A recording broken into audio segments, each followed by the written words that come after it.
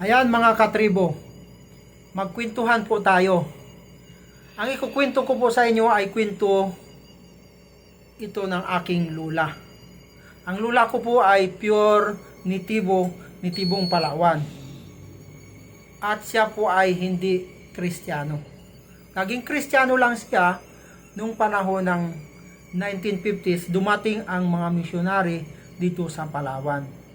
Pero bago dumating yon, ang kanyang mga magulang ay may kinikwento na kahawig doon sa kwento na nakasulat sa Biblia. Ito ay ang kwento ng paglaki ng tubig.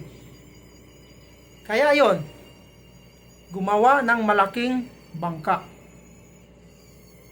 Ayan, di ba?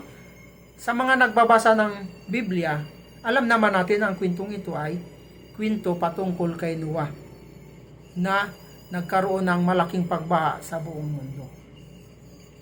Ayan mga katribo, kahit dito sa Palawan, mayroon bang kinikwento ang inyong mga magulang o ang inyong mga lula nung hindi pa sila mga Kristiyano? Kasi karamihan mga Kristiyano na ang mga nitibo dito sa Palawan.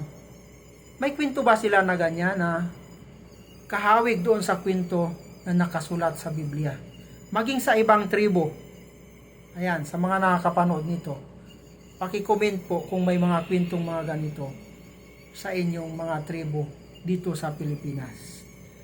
Salamat po.